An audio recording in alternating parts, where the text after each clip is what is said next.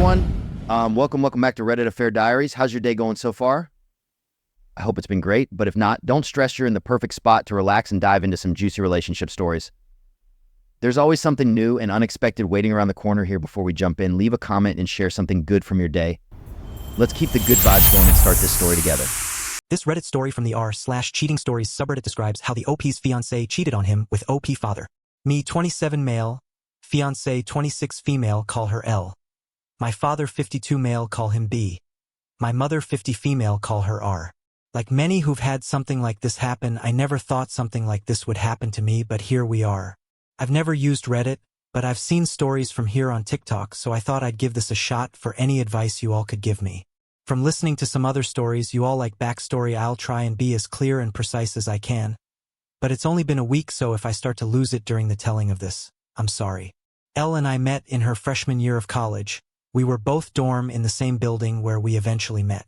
We later found out we lived 2 towns away from each other, so whenever we went home, I let her drive with me. It was only added like 20 minutes, so it was no big deal. After multiple trips and hanging out at school, we started to date. I have a close-knit family, as did she, so we told our families right away. I had met hers plenty of times when dropping her off, but it was nothing more than an introduction and exchanging pleasantries. Both of our families accepted each other with open arms, and our relationship grew. I was a year ahead of her, so when I graduated, I went home where I was offered a good job with great pay. I visited her at school whenever I got the chance, and whenever she came home, we would make time for each other. After she graduated, she moved in with me as both of our jobs were in the city near where we grew up. Like me, she was offered a position at the company she works at now with great pay. After living together for about 3 years, I proposed, and we have been planning our wedding since. Now on to the part you're all reading for. Looking back, there was plenty of things I overlooked that I just wrote off, thinking my father was just trying to welcome my ex into our family. Things like my father calling her all the time, and if I was around, they would just tell me they were talking about the upcoming family party or something along those lines. One time Elle was in the shower and her phone rang. I seen it was my dad. So I answered when he realized it was me.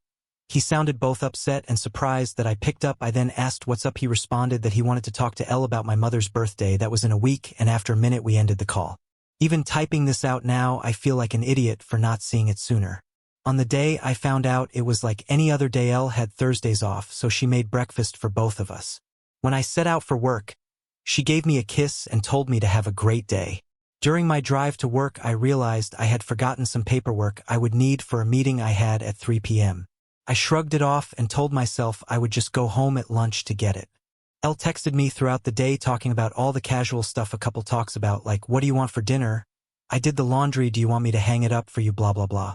I didn't think it necessary to text her I was coming home for lunch, so when it came around, I just left work and went home.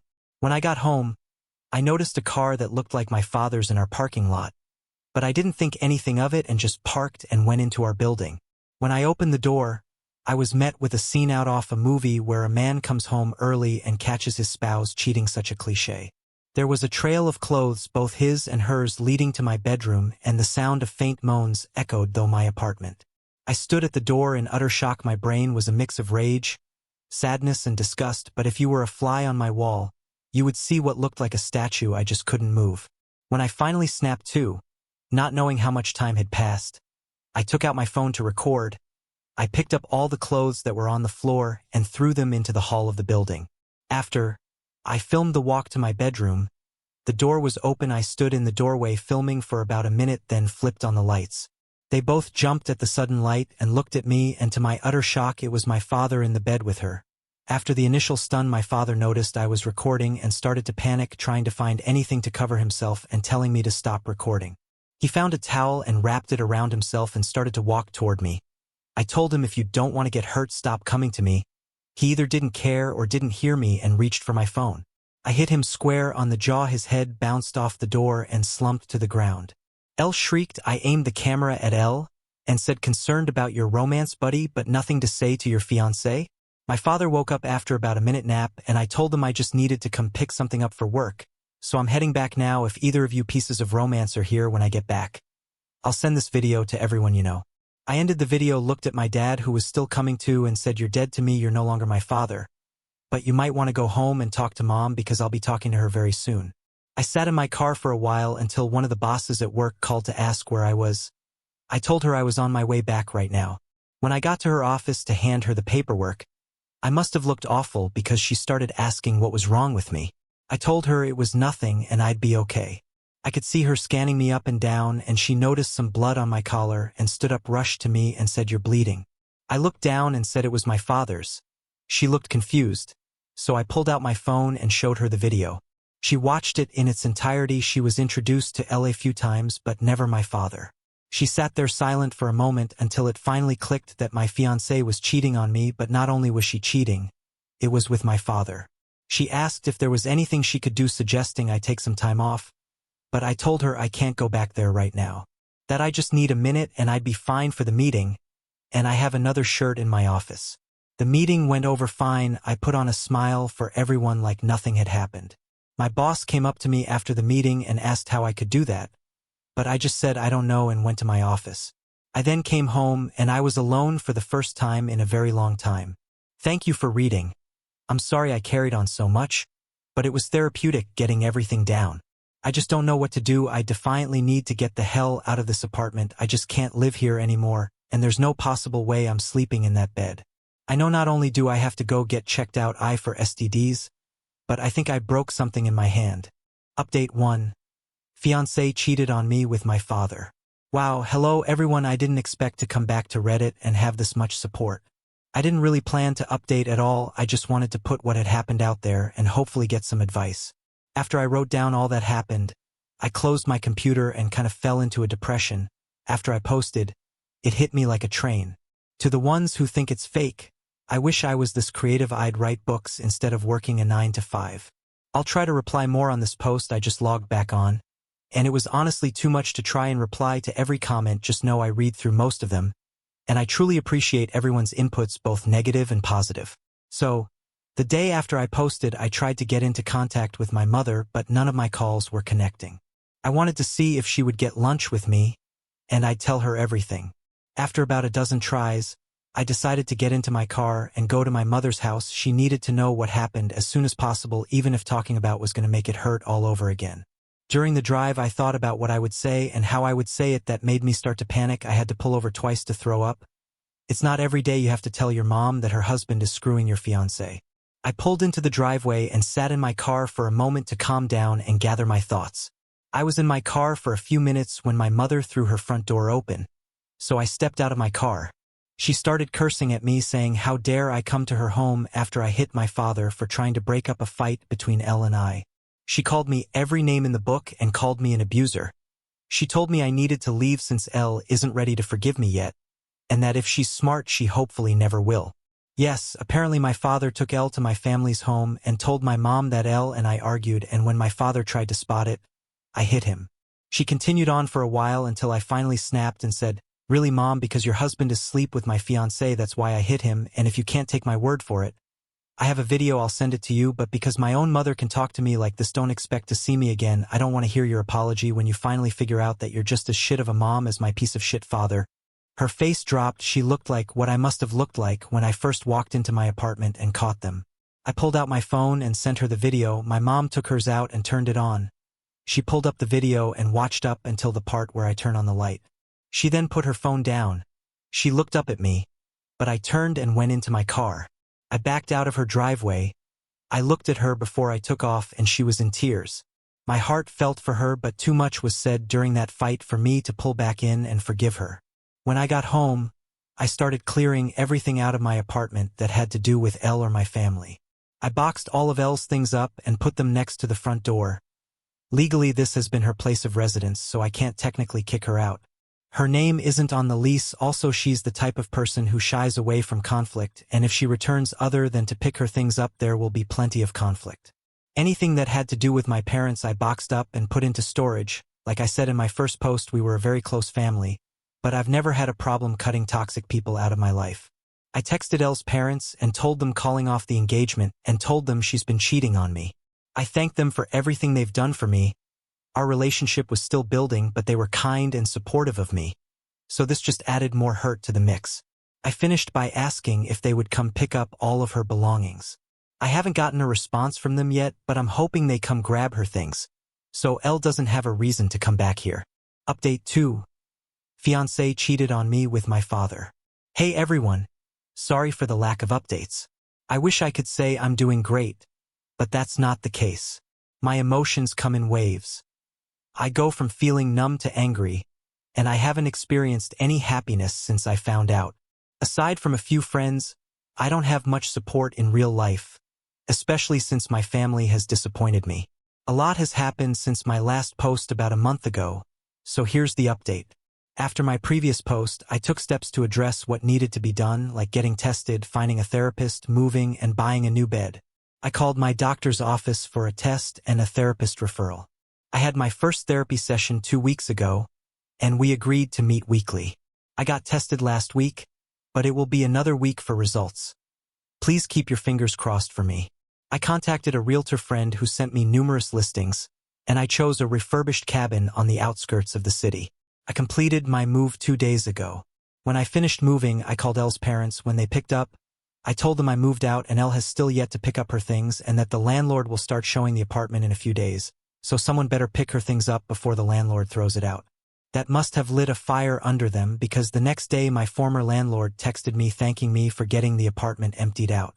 No one knows where I live now other than the friend who set me up with this place, so I know Elle or my parents won't be dropping by. The only thing that sucks about this place is I traded a 10-minute walk to work to a 45-minute drive. My phone has been blowing up with texts and calls from Elle, both my parents and some of my friends, but I have no interest in talking to anyone other than my therapist. At work I've been a ghost. I go in, get my work done, and leave. On the rare occasion I have to talk to someone, I put on my fake smile and pretend everything is okay. My boss from my previous post has been trying to check in on me more, but I don't really tell her anything either. I just tell her I appreciate it. But I'll be okay. Truth is, I don't know if I'll be okay. I get that time heals and all, but I feel like that's only relevant when you're dealing with one issue, not when you lose who you thought were the 3 closest people in your life all at once. A huge part of me died, and there's no chance of resuscitating it. The meetings with my therapist are going well. I suppose I've never done therapy before, so I have no reference on what good therapy is. We do get along all right, and she really seems genuine in wanting to help. The first session was us getting to know each other and delving into what brings me to her. Nothing in depth, but me just telling her what happened in my own words. The second session we went a bit deeper. She asked me about the relationship I had with my parents. I told her up until now it was great. We talked often and always communicated well when something was wrong, and that I grew up in a great home, but that all means nothing now. She asked why I cut my mother out of my life. I told her she said things to me I wouldn't say to someone I despised, then told her there's no way she can come back from that. At the end of our last session, I gave her the link to my page on here, so she can read more about how I feel and what's going on in my head. I feel like it's easier to type things out than it is to speak it. So, if you're reading this, hi doc. For now, I'm still miserable. I thought I'd be okay by now, not necessarily happy, but okay. I know some of it is my own fault not communicating to my friends, but when I think about responding to them, it just seems so exhausting. I know they'll want to get together or come to my new place, but I just don't have the energy to be around them. Until I do, I'll work, go to my appointments, and sit on my back deck sipping on some bottom-shelf whiskey and try to enjoy this beautiful view. I haven't hunted since high school, so maybe I'll take that up again now that I can hunt from my back porch. Thank you all for reading this far. Final update. Fiancé cheated on me with my father. Hey everyone.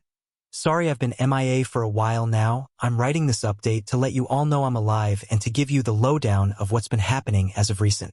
First, I want to apologize to those who've worried about me the past few months. After my last post, I was nowhere near okay.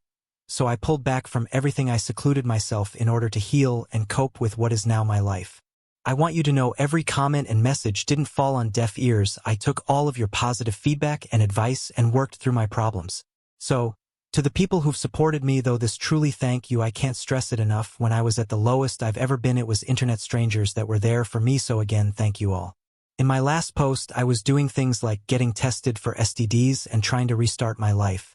I'm happy to inform you all I am clean and couldn't be more relieved. I am fully moved into my new place. When I told you all about my new place, I told you it was a refurbished cabin. Well, I might have been a little generous. It was refurbished almost 25 to 30 years ago, so it was a bit dated. Well, with all my newfound free time, I decided to actually refurbish it, and all that's left to do is paint the guest room I turned into an office. The only thing I didn't do myself was the electric and plumbing because I have no clue how to do it and have zero interest in being shocked or putting my hand in a shit-covered pipe. Doing all the work has been incredibly stress-releasing and has helped me clear my head. I still see my therapist once a week. To all those who suggested it, you probably saved my life, so thank you. Being able to vent, get my frustrations out, and get the advice I need has been better than anything in my life, past or present. I'm still working at the same company. I've become more open with some of my coworkers that I'm closer with and my boss from my previous posts due to the advice from my therapist. Also due to her and some of your advice, I've reached out to my friends and have slowly been reintegrating into the group again. Now onto the update with what's been going on between my family and ex. I decided I was ready to have a talk with my mother, so a little over a month ago I unblocked her on my phone and reached out. I called and almost instantly she picked up the phone. I could tell through the tone of her voice she was panicking. Eventually, after reassuring it was me, I told her we should meet and talk. She agreed, and a day later we met at a diner near her house. She was there before I was, and when she seen me, she started quietly sobbing. When I sat, she apologized over and over again, telling me she could only take their word because she never thought them getting together would ever happen. I told her while I appreciate her apology, the things she said to me were despicable and something no mother should ever say to their child, and it showed me exactly what she thought of me. She cried harder and promised it's not true that when she was told I hit my father for no reason she was so angry, and when I showed up to the house, she just let her anger take over. Not wanting to go back and forth with her, I decided to move on. I said, speaking of that, POS, what have you decided to do with him? She told me they've been separated. She just kicked him out. Since the day after I sent her the video, and she immediately found a lawyer. Then we moved on to my ex. She said that when I pulled away, she went back into the house and threw them both out. She was too disgusted to look at them. We talked for about an hour in total, and before I left, I told her I was in a dark point of my life, and because of the things she said to me, I didn't have my mother when I needed her, and because of that, I don't know if I could have her in my life. I then told her I'm willing to work on my relationship with her, but it will be at my pace. She stopped me before I could leave and told me she has to tell me something important. I sat back down and she said Elle is pregnant. Elle apparently showed up to the house and told my mom. She said she didn't know if it's mine or my father's. Elle asked if I had been in touch, so she can let me know. Obviously, she hasn't, so my mom just sent her on her way. Well, that's about it for the update. I have a lot on my mind, not sure what to do or feel. Thank you for reading. Sorry for rambling on and on. Advice for OP. It's natural to feel devastated after experiencing betrayal from both a partner and a parent. Begin by allowing yourself to process the pain without judgment. Seek therapy or counseling to help you navigate these intense emotions in a safe environment. Establish clear boundaries with both individuals to protect your emotional well-being.